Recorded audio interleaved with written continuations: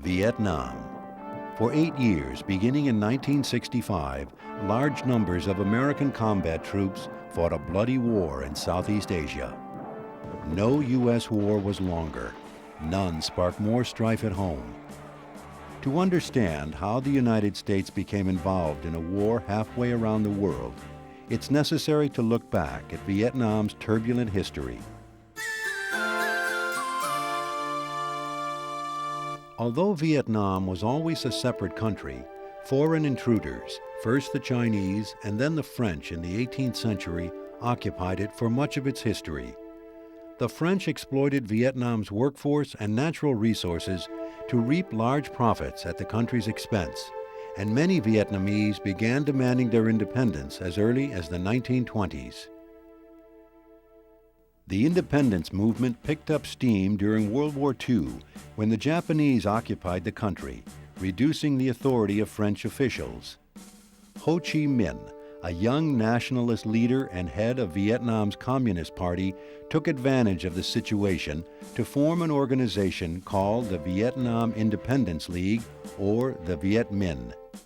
The Viet Minh's goals emphasized national independence and reforms that they said would allow the peasants to live better lives. When World War II ended, Vietnam returned to French control. Ho and his followers were determined not to allow the French to reconquer their country and declared Vietnam independent, sparking an 8-year war with the French. The war ended in 1954 when the French, after suffering heavy losses to the Viet Minh, agreed to negotiate. A conference in Geneva, Switzerland followed where the Viet Minh and France hammered out a temporary agreement that divided the country in two. The Viet Minh took control of Vietnam's northern, more industrialized provinces, while the French and their Vietnamese supporters took control of the mostly rural southern provinces. This temporary solution was supposed to be resolved in national elections to reunify the country in 1956.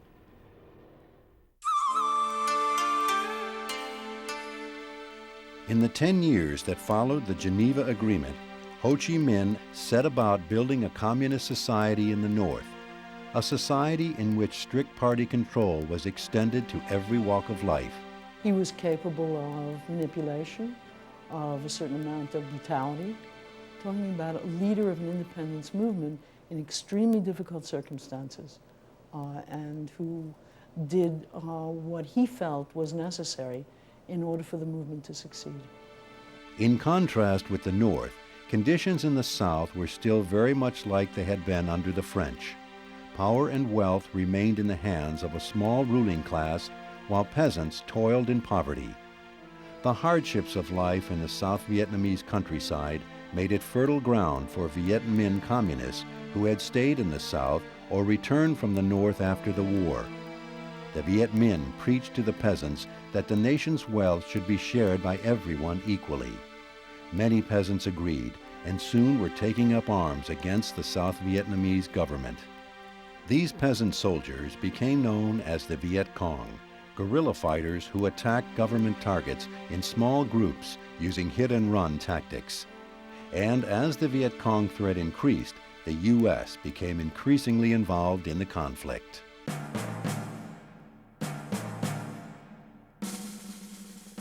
After the partitioning of Vietnam in 1954, President Dwight Eisenhower sent millions of dollars in aid and a handful of military advisors to help train the South Vietnamese Army. With the U.S. supporting South Vietnam, the Soviet Union increased its support for the North. Soon, Soviet-made arms and supplies were flowing to the Viet Cong fighters in the South along what was known as the Ho Chi Minh Trail. What had begun as a civil war between South Vietnamese peasants and a small South Vietnamese ruling class had evolved into a Cold War struggle between the United States and the Soviet Union. At the time, most Americans viewed all communist movements as an attempt by the Soviet Union to spread communism throughout the world. What's more, many feared that a successful communist regime in Vietnam might serve as a model of development for other countries in the region. Their fears were summed up in what was called the domino theory, which warned that if Vietnam became communist, then communism would soon spread to other countries in Southeast Asia. This means a big chunk of land and millions of people now go from our side to their side. If we lose them, they get them, and vice versa. To prevent that from happening, the United States did everything it could to support the South Vietnamese government led by President Ngo Dinh Diem. Diem was a strong anti-communist, but an unpopular leader who had little support among the Vietnamese people. Like his communist opponents, Diem was not above using torture and assassination to root out his enemies. While his opponents hoped to vote him out of office in the national elections agreed to at Geneva, Diem feared a communist victory by Ho Chi Minh, the leader of the North. With U.S. backing, Diem refused to hold the elections, revoking the deal agreed to at Geneva. This act only fueled the rise of the Viet Cong. By the early 1960s, the Viet Cong had infiltrated villages throughout South Vietnam and as a result were able to control much of the countryside. As the Vietnam Civil War intensified, President John F. Kennedy increased the U.S. military presence in South Vietnam from several hundred to several thousand. President Kennedy also pressured Ngo Dinh Diem to make the country more democratic. Yet Diem refused to fully reform the government of South Vietnam. As a result, his government was eventually overthrown by the South Vietnamese military and Diem was assassinated.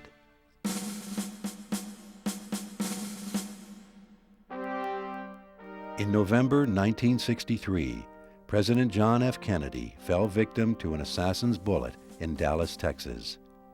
With the nation in mourning, America's new president, Lyndon Baines Johnson, received a recommendation from the Joint Chiefs of Staff that the United States take firm measures to help the South Vietnamese. But the president could not send U.S. troops into combat without agreement from the Congress, as the Constitution provides. However, in two separate incidents in August 1964, American Navy destroyers reported being fired upon by North Vietnamese patrol boats in the Gulf of Tonkin. The North Vietnamese accused the ships of spying. President Johnson called the attacks an open aggression on the high seas and asked the Congress for authority to respond. Many would later question whether the first attack had been provoked or if the second ever took place at all. At the time, though, the Senate passed the Tonkin Gulf Resolution by a vote of 88-2, giving the president extraordinary power to act. This controversial incident would signal the beginning of active involvement of U.S. forces in Vietnam. In February 1965, 6 months after the Gulf of Tonkin Resolution, President Johnson launched Operation Rolling Thunder, a large bombing campaign against military and economic targets in North Vietnam.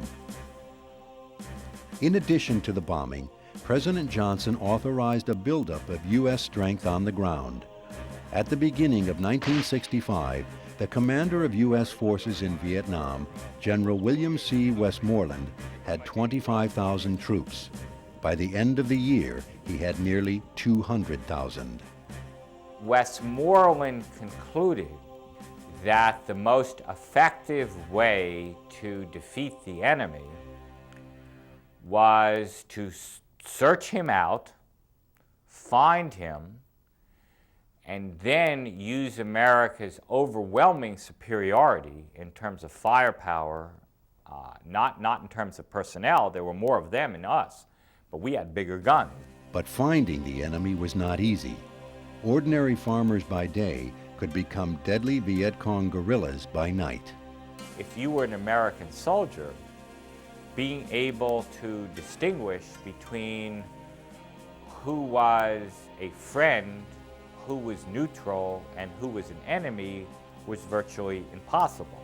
The Viet Cong knew how to use Vietnam's jungles to hide and lay ambushes. U.S. forces countered by spraying defoliants, like Agent Orange, to kill off the foliage and make it more difficult for the enemy to hide. The U.S. chemical arsenal also included napalm, a jellied gasoline which could be dropped in bombs or used in flamethrowers. The burning gasoline stuck to whatever it hit, making for a devastating weapon that often claimed many civilian casualties. Those weapons were part of General Westmoreland's strategy to win the war not in any single battle, but in a steady war inflicting heavier and heavier losses on the enemy until it became too weak to fight. This strategy required large numbers of American troops. By the end of 1967, there were almost 500,000 American servicemen and women in Vietnam. But instead of demoralizing the communist forces, the massive U.S. presence seemed to make them more determined to fight. In November 1967, General Westmoreland had assured the American people that his strategy was working, that U.S. forces had killed so many enemy troops that the war would soon be over. Inside the Johnson administration, however, there were growing doubts about the success of the war. According to the CIA, the massive bombing campaign over the North was having little effect, and morale among the North Vietnamese showed no signs of weakening. As a result, the Pentagon asked President Johnson for permission to expand the areas the U.S. was bombing in the North. Johnson refused. He feared that expanding the war would fuel the growing anti-war sentiment at home. Hell no, we won't go! Opposition increased even more in 1968, when the North Vietnamese launched an all-out attack on the South, known as the Tet Offensive.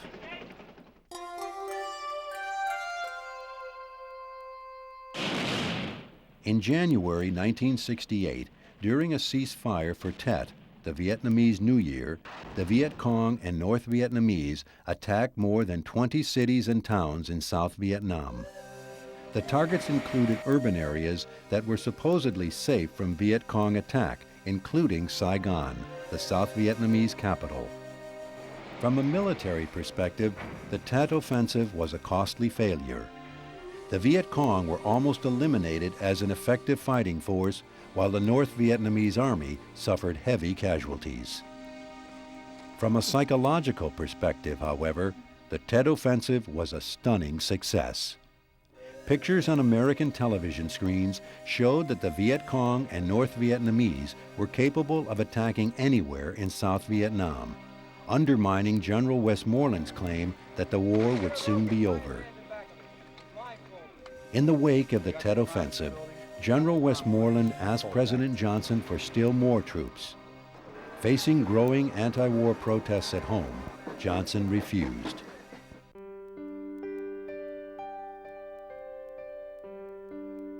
In March of 1968, a tired and frustrated President Johnson went on television to announce that he had ordered a halt to air and naval bombardments of North Vietnam. And in closing, he shocked the nation, declaring, "I shall not seek, and I will not accept the nomination of my party for another term as your president."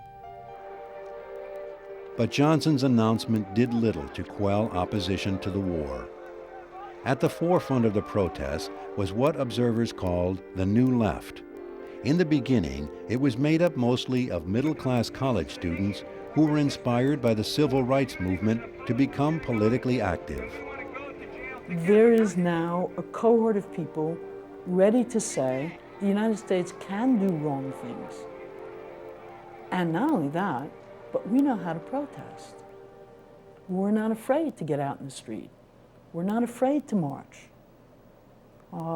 We're not afraid to take on authority. We're not afraid to say the government is wrong.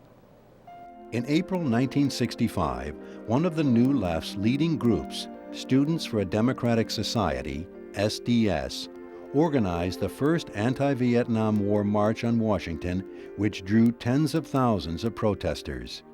Some protesters broke the law by burning their draft cards.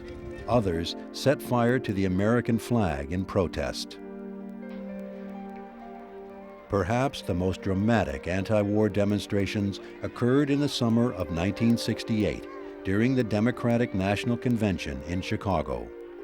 While delegates inside the convention hall went about the business of nominating their presidential candidate, Johnson's Vice President Hubert Humphrey, protesters outside battled police.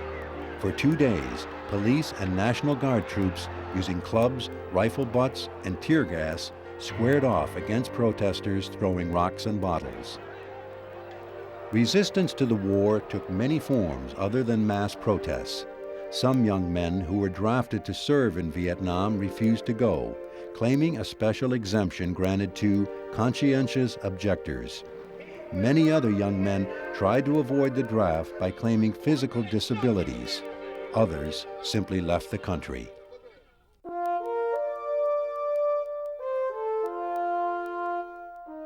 Three months after the Chicago riots, Richard Nixon won the 1968 presidential election. During his campaign, Nixon announced he had a secret plan to end the Vietnam War. Known as Vietnamization, the plan called for the South Vietnamese Army to take over full responsibility for fighting the ground war and a gradual withdrawal of all American troops from Vietnam.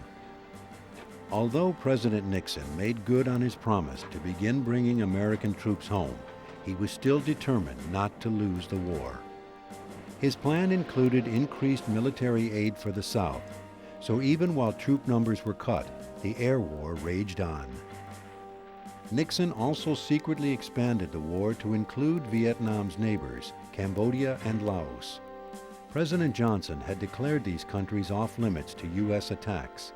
That had allowed them to become a safe haven for the North Vietnamese. So President Nixon authorized a secret bombing campaign against North Vietnamese bases in Cambodia. In April 1970, President Nixon ordered U.S. ground troops to invade Cambodia.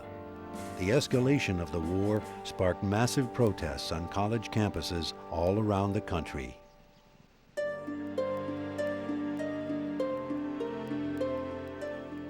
One of those campuses was Kent State University in Ohio. When a student demonstration protesting the Cambodian invasion spilled over into disturbances in downtown Kent, Ohio's governor called out the National Guard. 2 days later, the Guard, which was poorly trained in dealing with riots, used tear gas to disperse a crowd of protesters on campus. But after some rock throwing and heckling, some guardsmen fired their rifles, killing 4 students and wounding 9 others. After the firing stopped, there was just this sudden stillness. And that must have lasted 10 to 15 seconds. It was just the contrast from the yelling and then the firing and then all of a sudden this stillness. And then people began to scream, "Get help, get help, get help." The tragedy at Kent State, along with additional killings at Jackson State in Mississippi, were the culmination of public protests against the war, the most divisive war in U.S. history.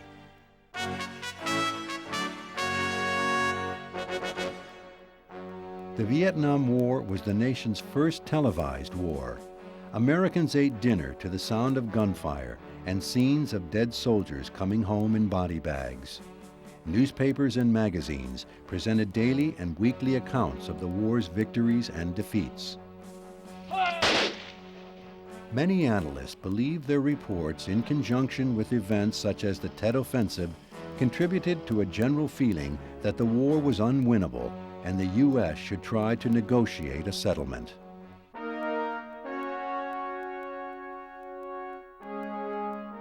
Attempts at negotiating peace were made all through the war. Finally, in January 1973, the United States, South Vietnam, and North Vietnam signed the Paris Peace Accords, declaring a ceasefire. The U.S. agreed to withdraw all its forces from Vietnam within 60 days. The North retained control of large areas in the South and agreed to release captured American prisoners of war. The North promised it would not invade South Vietnam, and the U.S. assured the South Vietnamese that if the agreement broke down, America would come to their aid.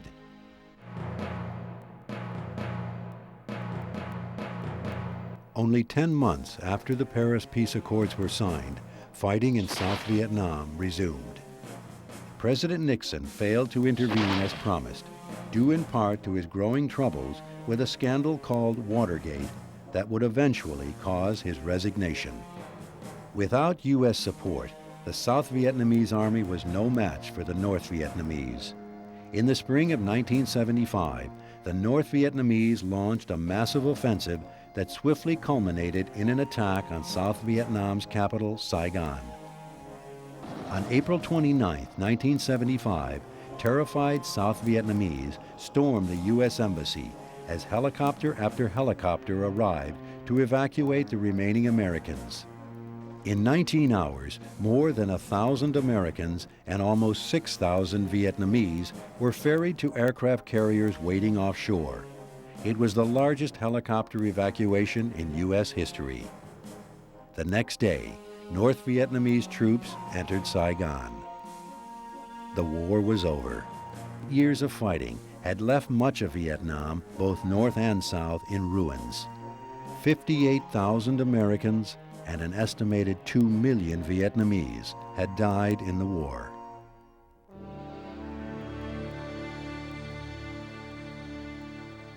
The effects of the Vietnam War on American society would be felt for years to come. And repeat after me.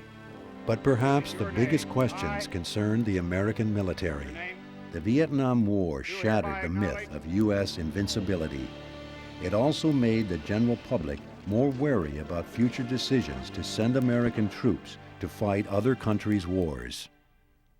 Anti-war demonstrations proved important in shaping U.S. military withdrawal. Some saw these protests as disloyal, a slap in the face of American soldiers fighting the war. Others viewed them as patriotic acts designed to make the nation face up to the consequences of its actions. As a result, the men and women who served in Vietnam returned to a bitterly divided nation that gave them a very different welcome from veterans of previous wars. There were few parades and almost no cheering crowds. Finally, in the early 1980s, Congress authorized the construction of a memorial honoring the 58,000 men and women who died in Vietnam. Opened in Washington, D.C. in 1982, the Vietnam Memorial annually attracts millions of visitors, some to pay tribute, others to remember the longest and most divisive war in U.S. history.